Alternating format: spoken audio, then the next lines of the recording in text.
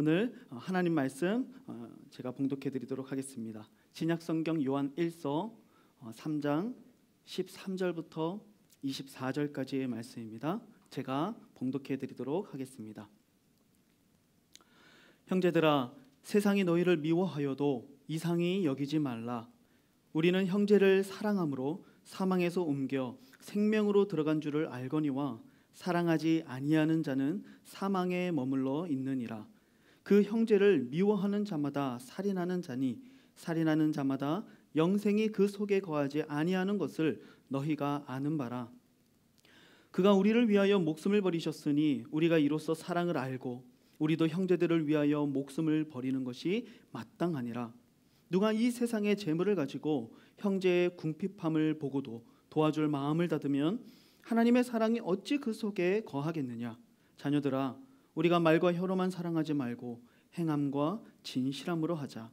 이로써 우리가 진리에 속한 줄을 알고 또 우리 마음을 주 앞에서 굳세게 하리니 이는 우리 마음이 혹 우리를 책망할 일이 있어도 하나님은 우리 마음보다 크시고 모든 것을 아시기 때문이라. 사랑하는 자들아, 만일 우리 마음이 우리를 책망할 것이 없으면 하나님 앞에서 담대함을 얻고 무엇이든지 구하는 바를 그에게서 받나니 이는 우리가 그의 계명을 지키고 그 앞에서 기뻐하시는 것을 행함이라. 그의 계명은 이것이니 곧 그 아들 예수 그리스도의 이름을 믿고 그가 우리에게 주신 계명대로 서로 사랑할 것이니라. 그의 계명을 지키는 자는 주 안에 거하고 주는 그의 안에 거하시나니 우리에게 주신 성령으로 말미암아 그가 우리 안에 거하시는 줄을 우리가 아느니라. 아멘. 우리 사랑하는 옆에 계신 우리 성도님들과 함께 인사 나누기를 소망합니다. 주님의 이름으로 사랑합니다. 축복합니다. 인사하겠습니다.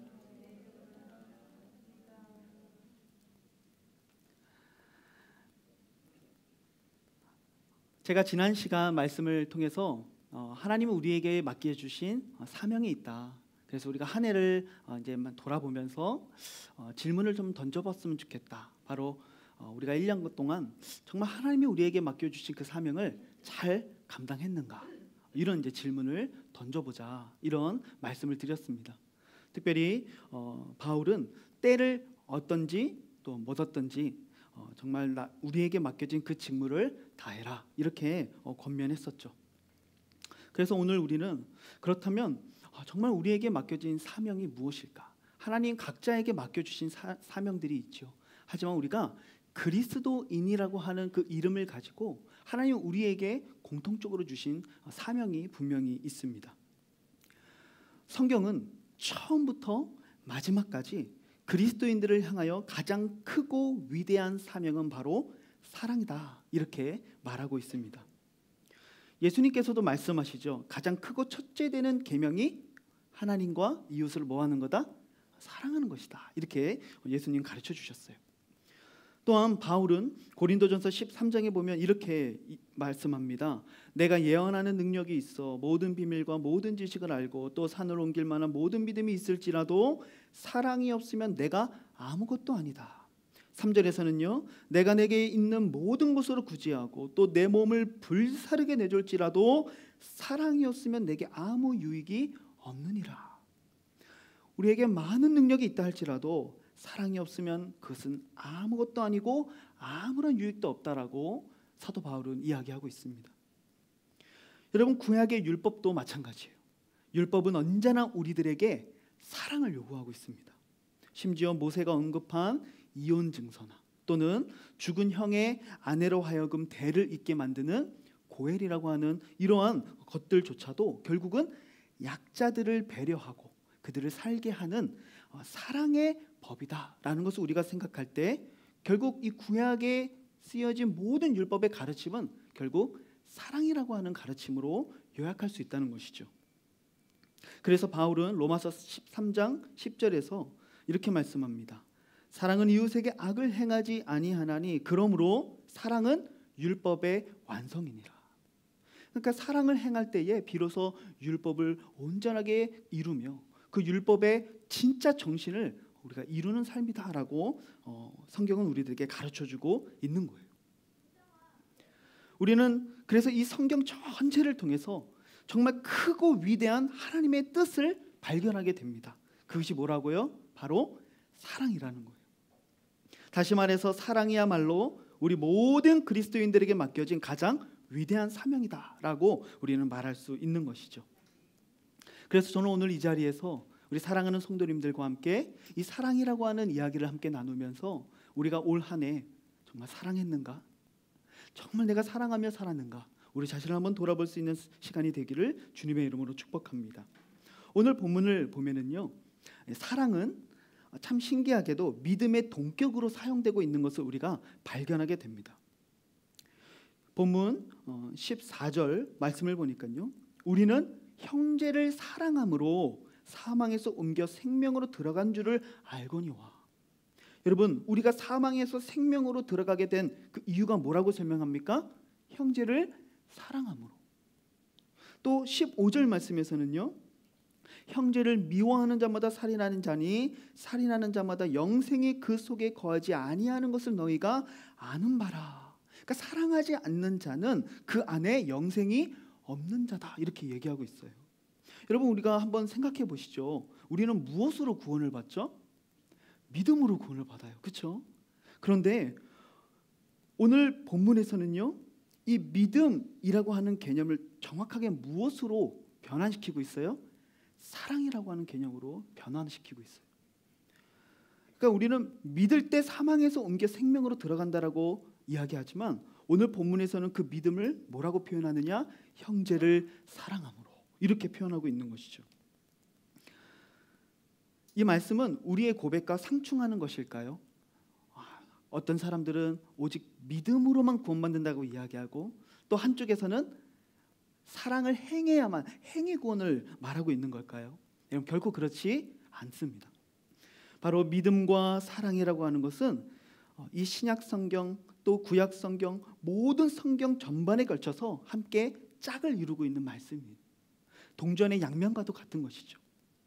항상 사랑은 믿음의 진정성을 드러내는 본질적인 증거라는 것을 성경은 우리들에게 가르쳐주고 있어요.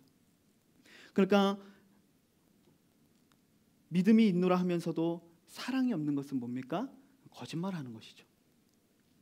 사랑이 없는 믿음은 존재하지 않는다는 말씀입니다. 한 율법사가 예수님께 나와서 예수님, 어떤 계명이 가장 큽니까? 라고 물어봤을 때 예수님 말씀하셨죠. 하나님을 사랑하라. 둘째도 그와 같으니 내 이웃을 내 몸과 같이 사랑하라. 여러분, 이것이 바로 구약이 말하고 있는 모든 가르침이며 신약이 말하고 있는 믿음의 가장 지적적인 증거다라고 우리들에게 말씀하고 있는 것이죠. 우리의 믿음은 사랑으로 증거되는 것입니다. 그리고 이 사랑의 구체적인 행동을 통하여 우리들의 안에 있는 그 믿음을 증거하게 되는 것이죠. 그래서 야고보도 우리들에게 가르쳐주지 않습니까? 너가 믿음이 있느냐? 나는 행함으로 내 믿음을 증거한다라고 이야기하죠. 바로 사랑은 우리의 믿음의 가장 결정적인 증거요, 열매라고 오늘 성경은 말씀하고 있는 거예요. 그래서 우리는 믿음은 곧 사랑이라고 감히 말할 수 있는 것이죠.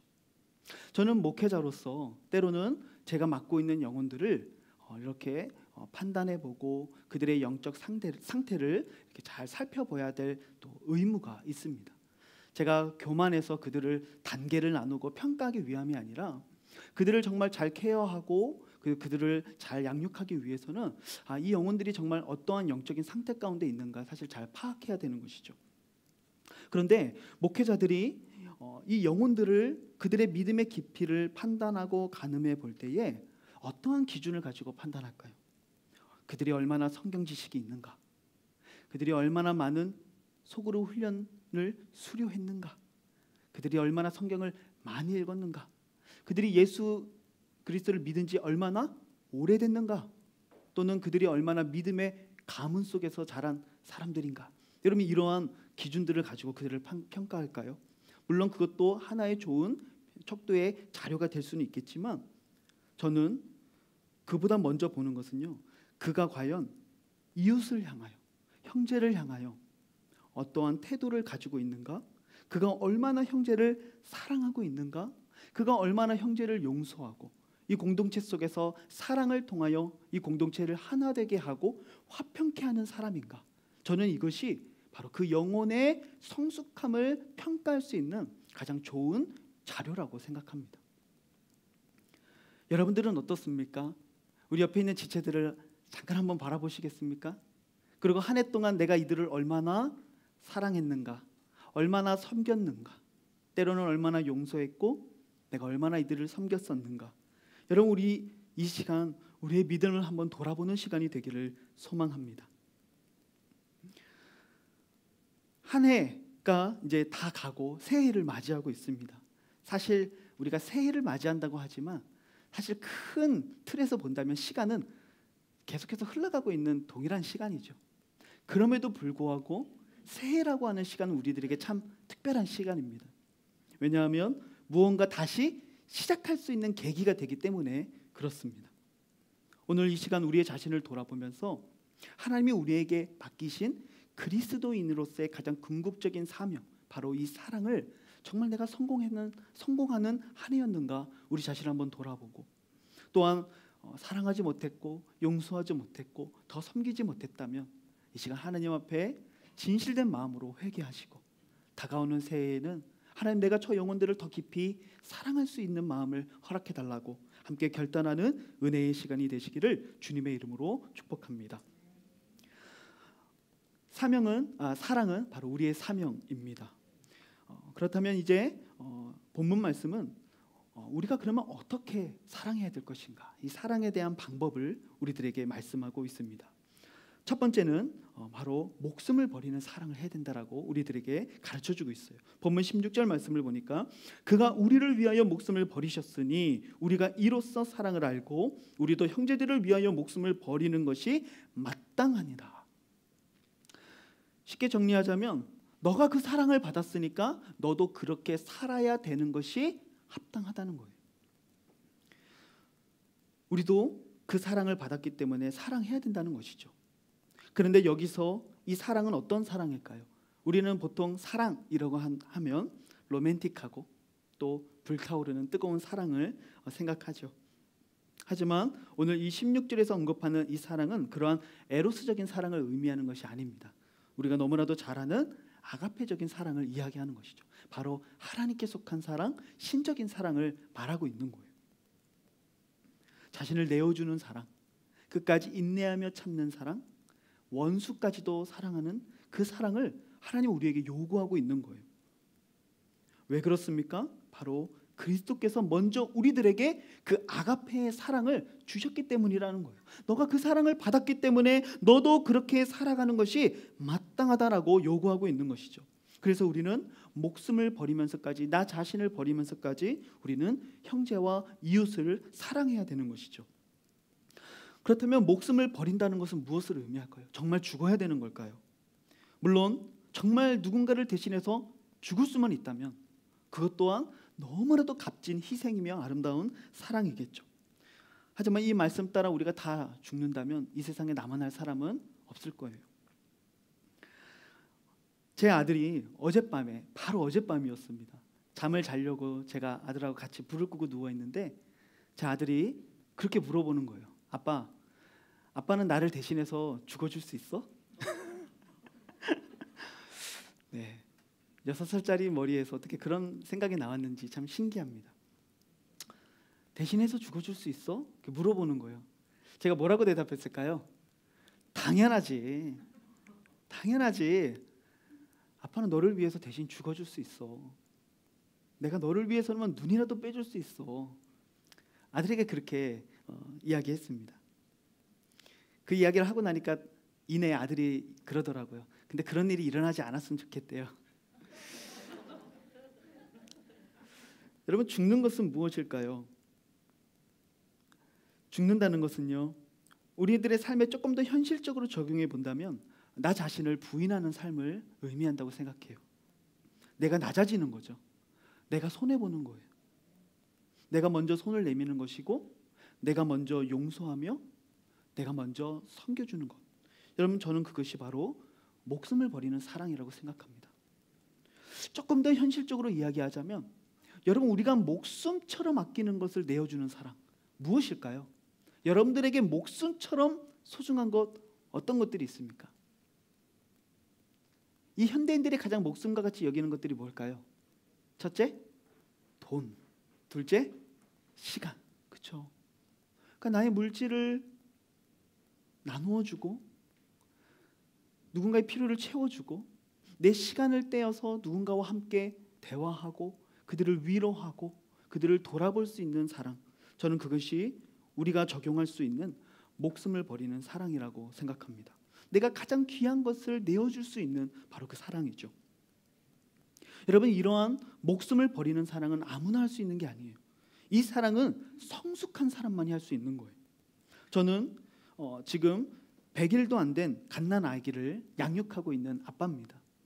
우리 부부가 참 이렇게 밤마다 고생하면서, 물론 제 아내가 훨씬 많이 고생하고 있지만 고생하면서 아이를 양육하고 있습니다.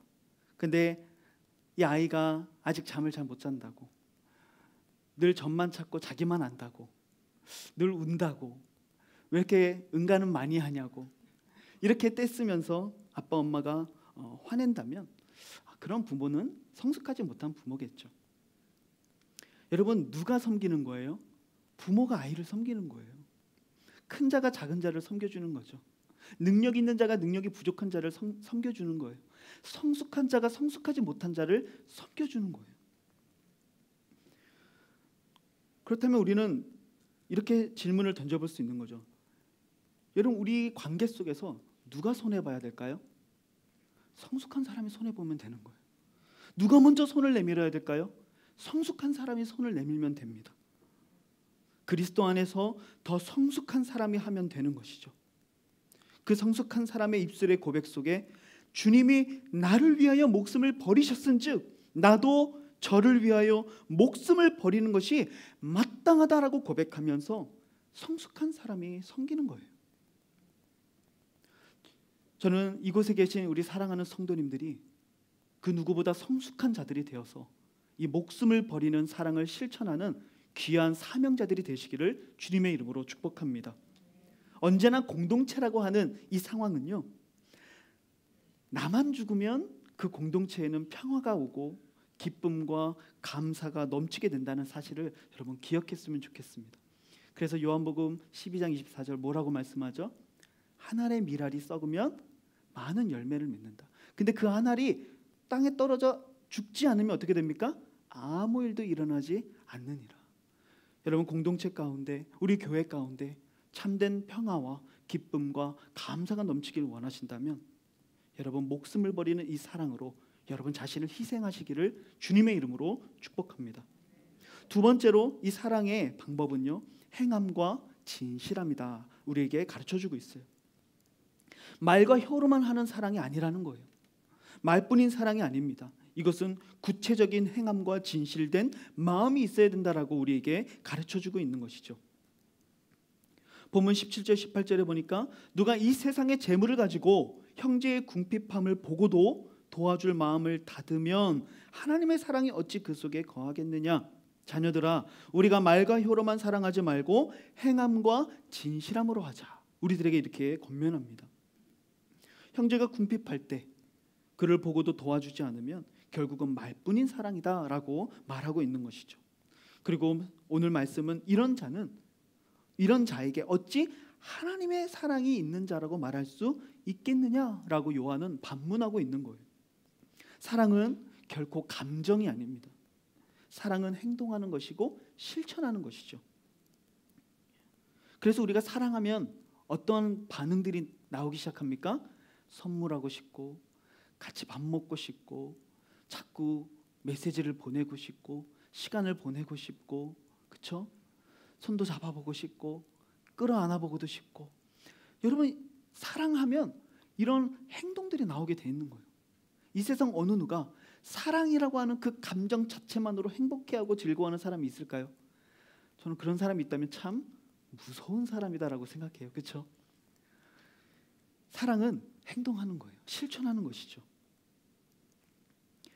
그래서 우리들에게는 말과 혀로만 하는 사랑이 아니라 행함과 진실함이 있는 사랑을 해야 된다라고 가르쳐주고 있는 거예요. 저는 이곳에 계신 우리 사랑하는 성도님들이 먼저 용서의 손길을 내밀고 다가가고 나의 것을 나누며 옆에 있는 사람의 쓸 것을 채우며 서로의 상한 감정을 돌아보고 위로하고 함께 울며 함께 웃어줄 수 있는 진실되고 행함이 있는 귀한 사랑의 사람들이 되시기를 주님의 이름으로 축복합니다. 우리가 지금 이 사랑이라고 하는 참 위대한 사명을 살펴보고 있습니다. 이 사랑은 목숨을 버리는 사랑이어야 된다고 이야기했고, 또한 이 사랑은 말과 혀로만 하는 사랑이 아니라 행함과 진실함으로 하는 사랑이어야 된다라고 우리가 생각해 보았습니다. 그리고 오늘 본문에서는 이제 마지막으로 정말 이러한 목숨을 버리며 행함과 진실함으로 사랑하며 살아가는 이 사랑의 사명자들에게 주어지는 하나님의 약속이 무엇인가에 대해 우리들에게 가르쳐주고 있어요. 첫 번째는요, 이러한 사랑을 행하는 자들이 하나님으로부터 믿음의 담대함을 얻게 된다는 거예요. 본문 19절부터 21절까지의 말씀을 보시면요, 이로써 우리가 진리에 속한 줄을 알고 또 우리 마음을 주 앞에서 굳세게 하리니 이는 우리 마음이 혹 우리를 책망할 일이 있어도 하나님은 우리 마음보다 크시고 모든 것을 아시기 때문이라. 사랑하는 자들아, 만일 우리 마음이 우리를 책망할 것이 없으면 하나님 앞에서 담대함을 얻고. 정리해 보자면 이런 말이죠. 정말 우리가 사랑을 행하면서 살아갈 때에 그러한 삶을 통해 비로소 내가 진리 가운데 속한 사람이구나. 정말 내가 사랑을 행하는 이 삶을 통하여 하나님의 사랑이 내 삶에 실현되는 이 능력 있는 삶을 통해서 내가 정말 그리스도께 속한 사람이구나라는 내적인 확신을 얻게 되는 거예요. 그리고 이러한 마음을 통해 우리가 담대하고 굳센 믿음을 얻게 되는 것이죠. 그래서 담대하게 하나님 앞에 나아가게 되는 거예요.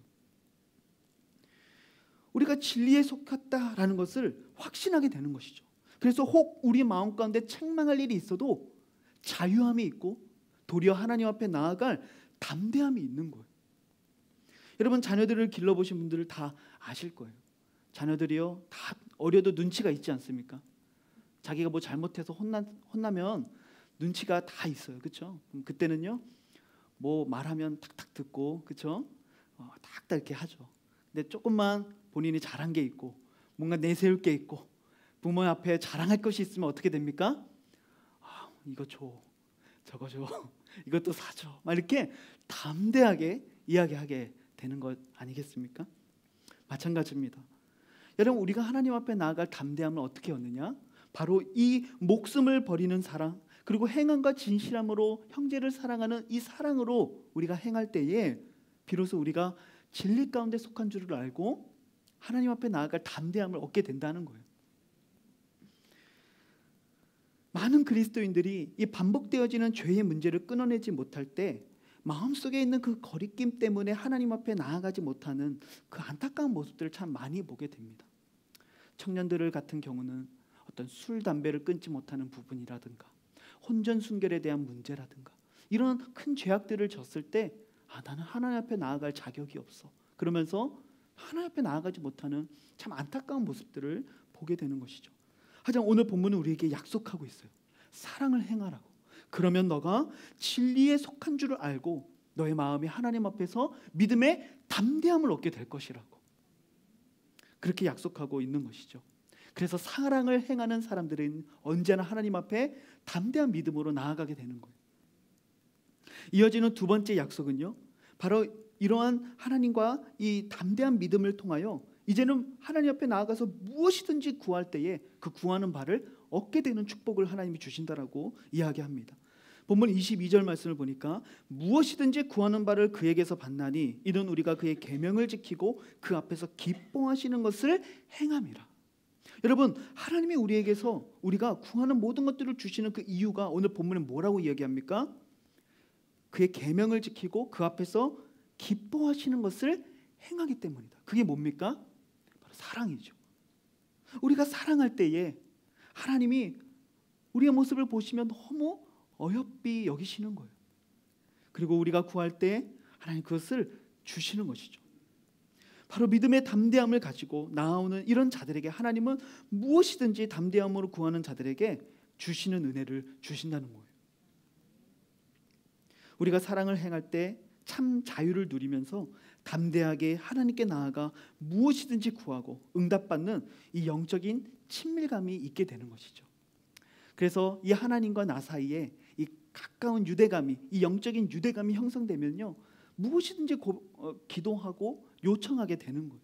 그래서 기도하면서 무엇이든지 고백하게 되는 것이죠. 사소한 것 하나조차도 하나님 앞에 기도하면서 하나님과 교제하면서 귀한 은혜를 누리는 것이죠. 그래서 저는 이 말씀이 단지 이제 사랑을 행하면 마치 하나님 자판기처럼 다 주신다는 그런 말씀이 아니라 하나님과의 깊은 영적인 친밀감을 누리면서 무엇이든지 이야기하고 무엇이든지 하나님과 함께 교통하며 이 무엇인지 받게 되어지는 이런 축복을 누리게 된다라고 하나님 말씀하고 있는 것이죠. 저는 이곳에 계신 사랑하는 성도님들이 사랑을 행하며 하나님과의 그 깊은 친밀감 속에 무엇이든지 구하고 무엇이든지 주님께 받게 되어지는 귀한 축복이 있으시기를 주님의 이름으로 축복합니다. 마지막 세 번째 이 약속은요, 바로 우리가 이러한 사랑을 행할 때에 그리스도께서 우리 안에 거하신다라고 말씀합니다. 본문 24절에서 그렇게 약속하고 있죠. 그의 계명을 지키는 자는 주 안에 거하고 주는 그의 안에 거하시나니 우리에게 주신 성령으로 말미암아 그가 우리 안에 거하시는 주를 우리가 아느니라. 주님이 우리 안에 계시는 거예요. 여러분, 주님이 우리 안에 들어오신다는 이것이 얼마나 큰 축복인지 알 수 없습니다. 캄캄한 방에, 아무것도 볼 수 없는 그 방에 환한 빛이 들어오면 반드시 어둠은 물러가게 돼 있는 거예요. 그리스도께서 우리 안에 거하실 때 우리의 심령에 있었던 모든 그림자들이 반드시 거치게 되는 것이죠.